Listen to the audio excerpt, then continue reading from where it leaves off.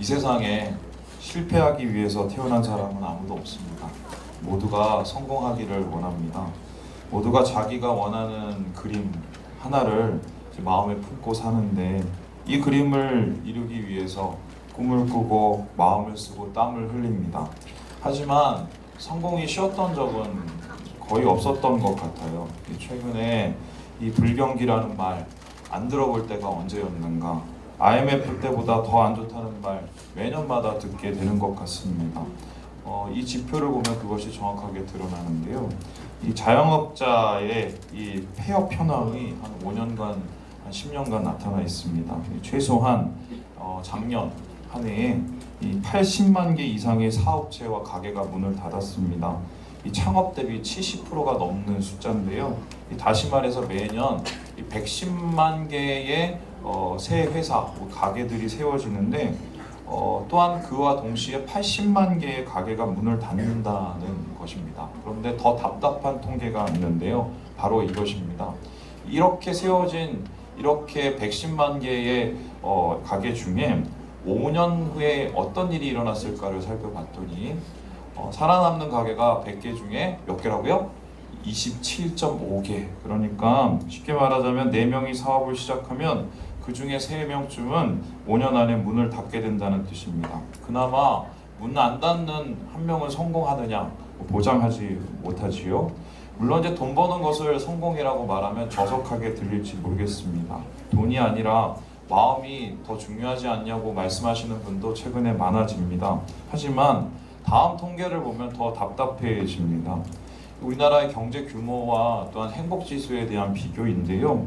세계 10위권 안팎의 경제 규모, 이 국민 총 생산을 가지고 있습니다. 그런데 이에 비해서 행복 지수는 60위권 언저리입니다. OECD 국가 중에 최하위권인데요. 이 그래프를 분석하면 다음과 같습니다. 성공하려고, 잘 살아보려고, 행복해지려고 엄청나게 힘쓰고 돈을 버는데, 이에 비해 인생은 불행하고 마음은 바닥이라는 소리죠. 우리나라 사람들은 다른 나라에 비해서 매우 비효율적인 인생을 살고 있다, 비효율적인 살림을 하고 있다, 이런 말이 되겠습니다. 실제로 우리 눈으로 보기에 성공한 인생처럼 보이는 분들 직접 제가 만나보면요, 그렇지 않다고 말씀하시는 분이 많습니다. 아직도 멀었다고 얘기하시는 분도 있습니다. 우리가 생각할 때 그 자리까지 가면은 뭐가 아쉽겠냐고 생각하는 그 분조차도 자신을 실패한 인생이라고 얘기하시는 분을 제가 만나봤어요. 그렇다면 이런 얘기를 하겠습니다. 우리가 꿈꾸는 성공, 우리가 꿈꾸는 그 미래가 성공이 아닐 수 있습니다. 그리고 우리가 성공을 위해 달려가는 이 길이 틀릴 수도 있다는 것입니다. 특별히 예수 믿는 사람은 더욱 그런데요. 과거 우리나라 교회는 성공주의 목회의 덕을 봤습니다. 이게 무슨 소리냐? 예수 믿으면 성공한다, 예수 믿고 성공하자는 이 말에 아멘을 하고 교회에 많은 분들이 오셨습니다. 그리고 가난을 물리치시고 형편도 좀 나아지기 시작했어요. 하지만 거기까지였는데요. 이제는 상황이 많이 달라졌습니다. 이제 제가 여러분 앞에서 예수 믿고 성공하자라고 얘기하면 예전보다 아멘 소리가 작을 것입니다. 그리고 뿐만 아니라 아직까지도 성공주의 목회를 사랑하시는 분은 있지만 전체적인 흐름이 많이 바뀌어 버렸어요. 어떻게 바뀌었냐?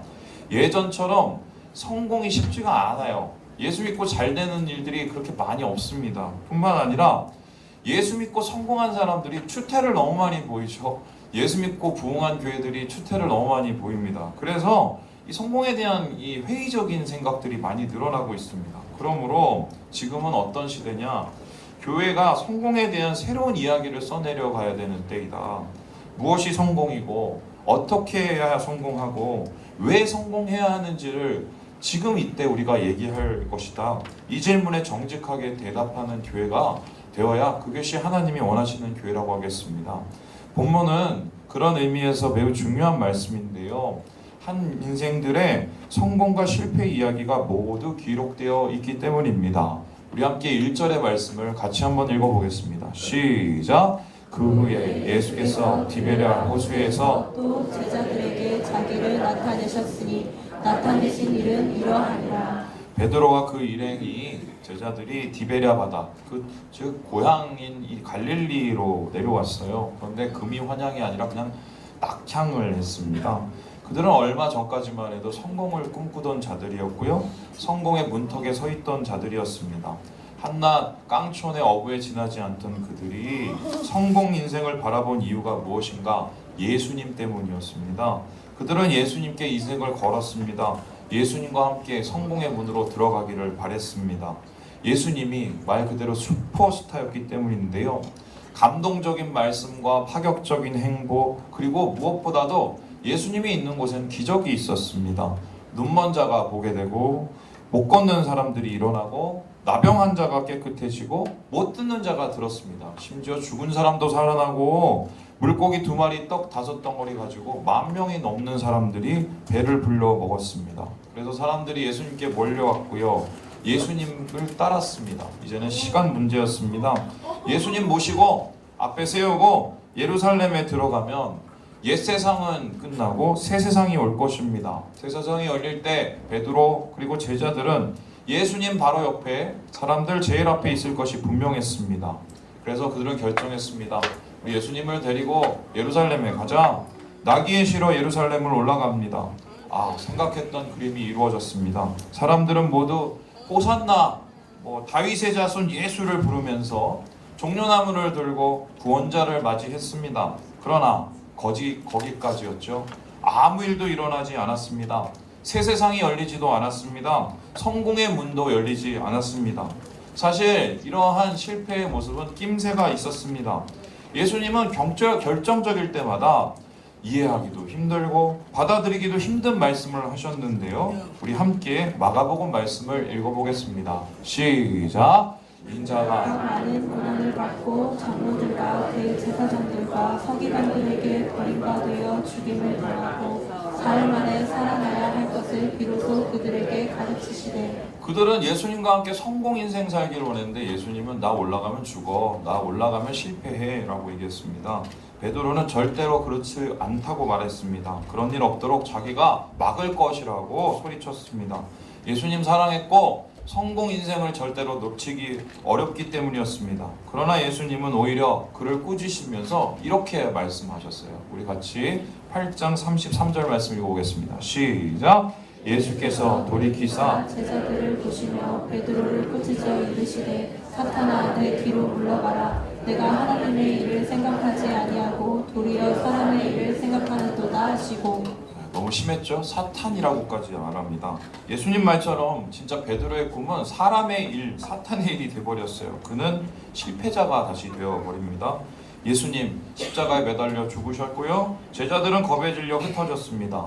무엇보다도 충성을 다짐하던 이 베드로는 살기 위해서 예수님 부인하고 배신자, 겁쟁이, 실패자가 되었습니다. 그 충격이 어느 정도였냐면 예수님이 다시 사셨어요. 부활하셔서 베드로를 찾아오셨어요. 그런데 아무런 변화도 보이지 않았습니다. 갈릴리로 가서 기다리라는 그 말에 돌아오긴 했지만 정작 그의 마음은 아직도 실패의 충격에서 벗어나지 못하고 있었던 것입니다. 그리고 그는 이렇게 말을 하고 있습니다. 우리 3절의 말씀을 읽어봅니다. 시작!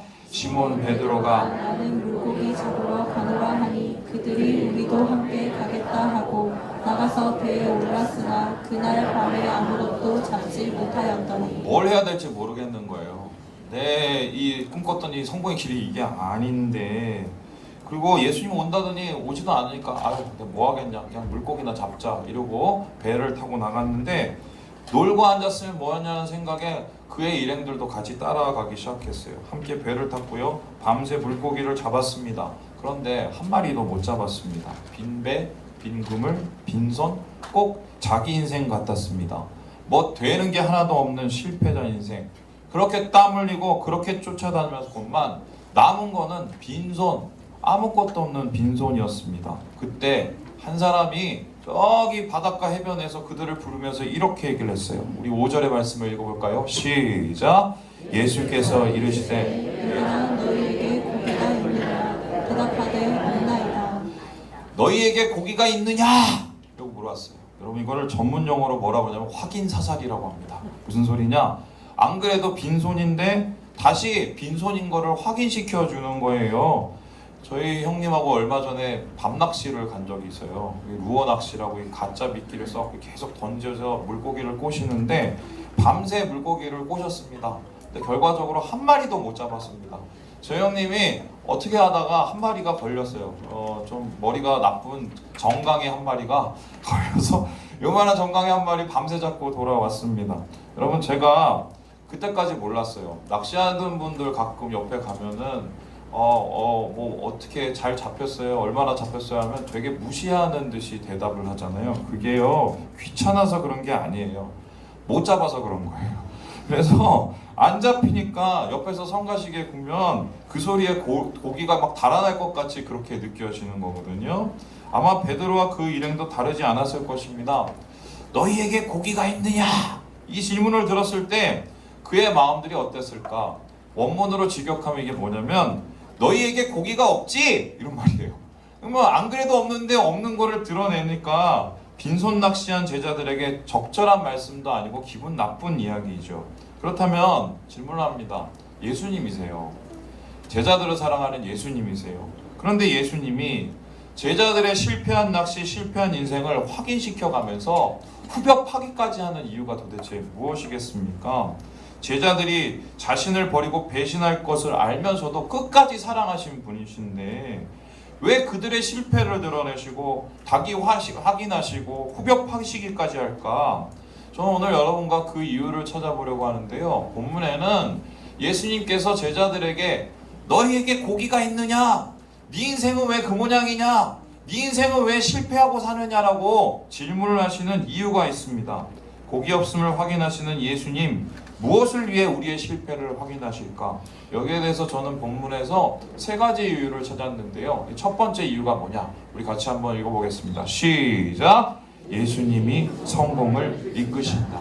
예수님이 고기 있느냐? 라고 질문하신 이유는 제자들에게 성공으로 초대하시고 성공으로 이끄시기 위해서 그랬다는 겁니다. 우리 함께 6절의 말씀을 읽어보도록 합니다. 시작! 이르시되 그물을 배 오른편에 던지라. 그리하면 잡으리라 하시니 이에 던졌더니 물고기가 많아 그물을 들 수 없더라. 제자들에게 예수님이 또 말씀하셨어요. 고기가 있느냐? 없어요. 배 오른편에 그물을 던져봐 그랬어요. 그런데요, 사실 이 얘기는 옳지 않습니다. 왜냐하면은 그물을 던질 때도 아니고 그물을 던질 곳도 아니기 때문입니다. 다음 그림을 보시면 이게 이제 이 갈릴리 바다에서 물고기를 잡는 법이 나와요. 어쩌면 이중 포획인데요. 먼저 포위 그물을 이렇게 동그랗게 돌립니다. 그리고 나서 뭐하냐? 이 고기들을 그 안에 막 몰아 넣어요. 그리고 그냥 이렇게 잡아채는 게 아니라 다시 거기다가 투망을 던져요. 그래서 투망을 던진 거를 다시 끌어내서 고기를 배에 싣는 이 이중 포획 방법이 당시 이 갈릴리 바다의 이 어업의 방법이었어요. 그런데 예수님은 지금 거기 포획한 그곳에다 던지는 게 아니라 그냥 전혀 생뚱맞은 옆에다 던지라고 하고 있습니다. 또 뿐만 아니라 이 대부분의 낚시는 한밤에서 새벽까지 이루어지는데 예수님은 지금 대낮과 같은 아침인데 이 아침에 햇볕이 짱짱할 때 그냥 여기다 고기 잡으려고 던지라고 얘기를 하고 계시는 거예요. 여러분, 뭘 몰라도 한참 모르는 소리인데요. 더 재밌는 게 뭐냐면 예수님이 이렇게 얘기하는데 제자들이 그대로 했다는 거예요. 그러면 제자들이 예수님이시구나, 예수님의 말씀에 순종해야지, 그러면 성공할 수 있겠다 이러고 했나? 아니에요. 이들은 예수님이신지 몰랐어요. 그럼에도 불구하고 그물을 오른편에 던진 이유가 무엇일까? 여러 가지 정황을 보면 그만큼 다급했고 그만큼 마음이 지푸라기라도 붙잡고 싶은 심정이었기 때문입니다. 빈손으로 돌아온 낙향길인데 다시 빈손으로 무태 오를 생각을 하니까 심란한 거지요. 그리고 그냥 하라 그러니까 몫이 하라 그러고 던졌어요. 그런데 기적이 일어났습니다. 밤새 잡히지 않는 고기가 그물 가득히 모였습니다. 이유는 무엇인가? 예수님이시기 때문입니다. 어부들은요, 이 배에서, 이 바다에서 몇십 년을 살아서 고기를 알고 바다를 알고 고기를 잡는 법을 알지만 예수님은 물고기를 모으는 법을 아십니다. 왜이십니까? 물고기를 만드신 분도 예수님이시고 물고기를 기르시는 분도 바로 우리 주님이시기 때문입니다. 그물 가득히 잡은 물고기를 보고 제자들이 깨달았어요. 이거 이상한데? 예수님인 것 같아. 우리를 성공으로 이끄시는 분이 예수님이시라는 것을 깨닫게 된 것입니다. 이후 제자들은 물고기 꺼내어서 일일이 숫자를 세봤는데 153마리예요. 제가 가서 이 물고기를 봤는데 이만해요. 이게 153마리가 잡혔는데 학자들이 왜 이렇게 많이 잡혔냐를 알아봤더니 결론이 뭐냐? 2배로 잡을 수 있는 최대의 이치의 어획량이었어요. 그래서 예수님께서는 작정만 하시면, 예수님은 원하시기만 하시면 빈배를 만선으로, 빈손에 153마리로 실패를 성공으로 바꾼다는 것을 제자들에게 알려주신 거예요. 그래서 예수님은 성공으로 인도하시는 분이다. 이걸 알려주려고 제자들의 마음을 후벼 팠다는 것입니다. 여러분, 이 볼펜을 아시나요? 이 볼펜의 이 제목을 잘 모르시는 분이 있는데 153 볼펜입니다. 이게 어떤 볼펜이냐면, 여러분 집에 몇 개쯤 돌아다니는 이 볼펜, 바로 오늘 본문을 배경으로 만들어진 겁니다. 문구류 공장을 하다가 이 송상섭 씨라는 분이 도산 위기에 빠졌습니다. 그래서 이도저도 해도 안 되니까 짐을 싸서 기도원에 올라가서 매달렸는데요.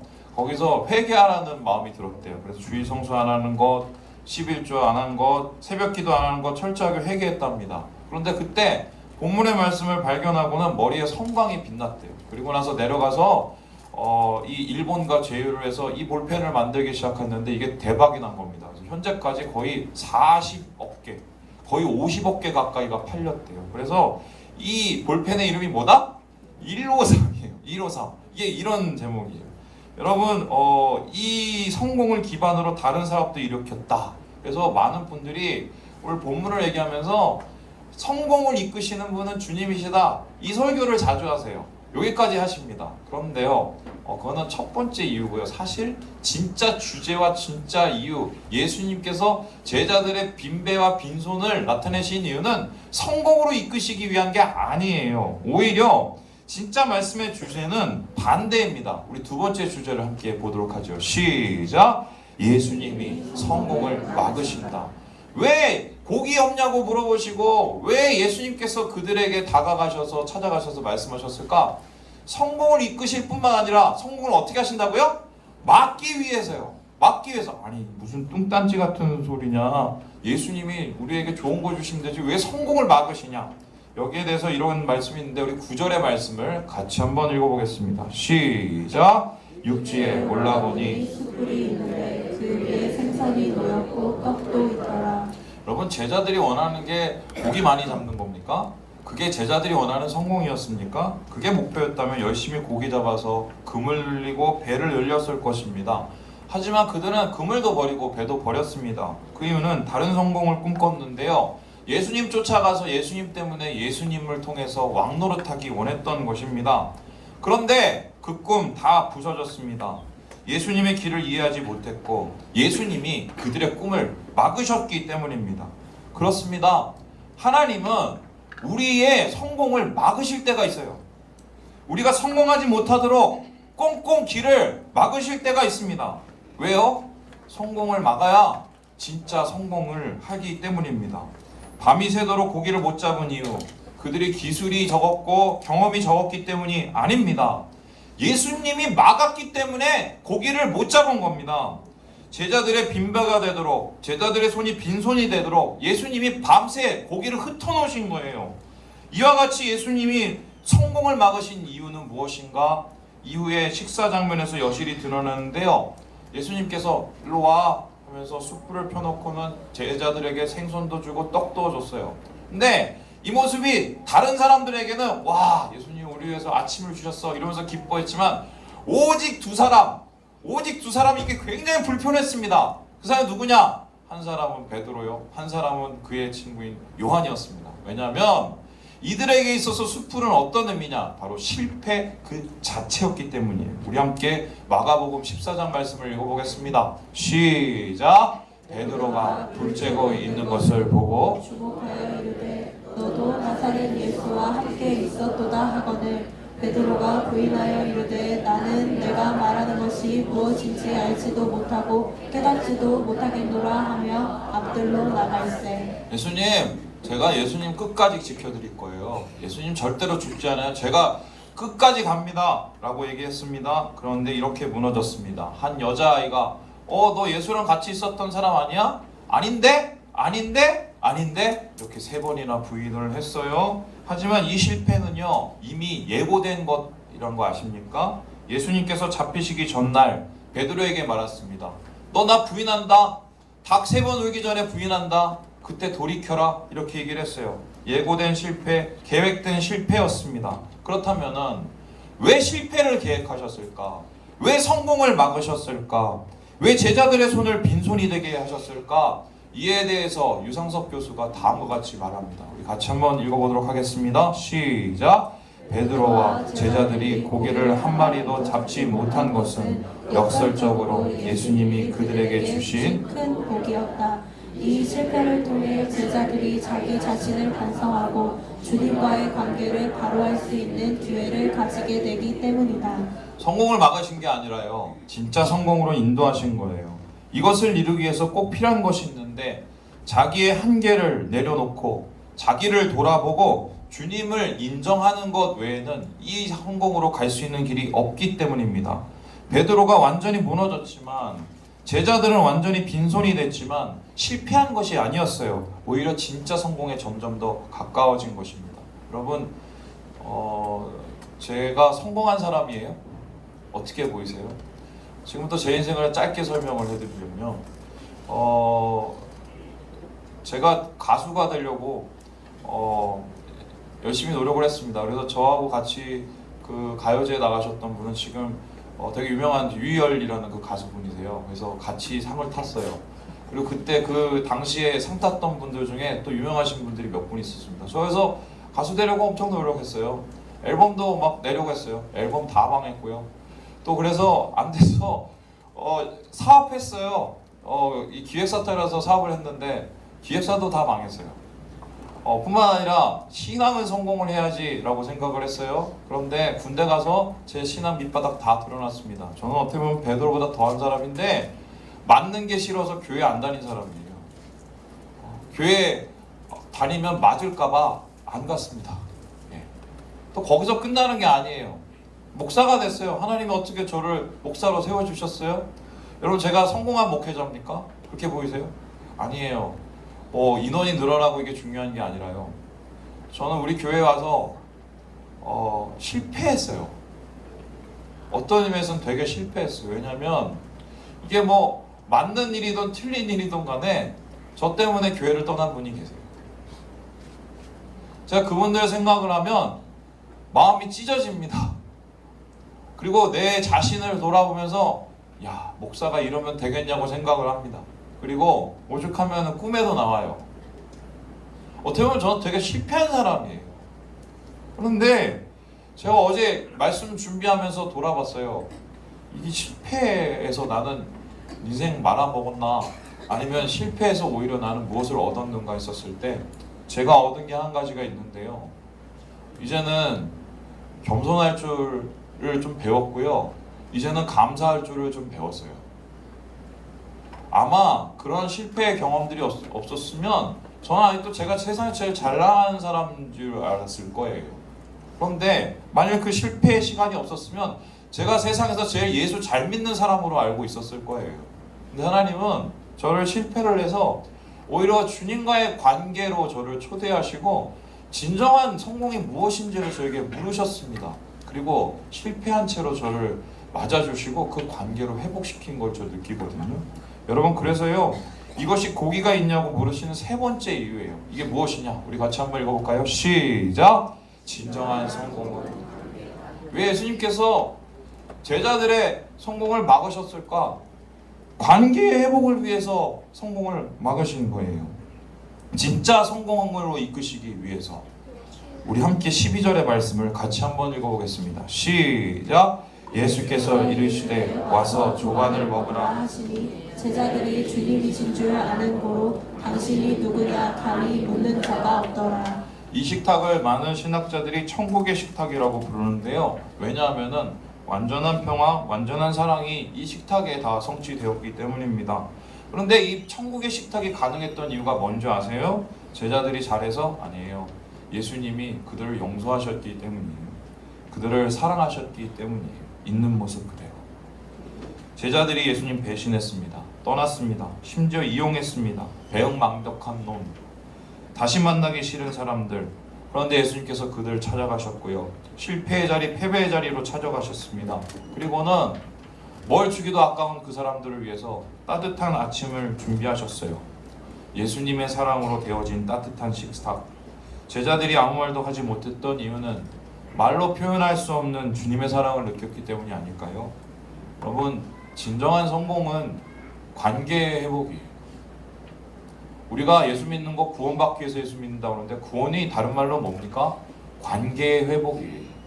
하나님과 죄로 인해서 끊어졌던 관계가 회복되는 것, 그리고 죄로 인해서 무너졌던 사람과 사람과의 관계가 회복되는 게 이게 진정한 성공이라는 것입니다.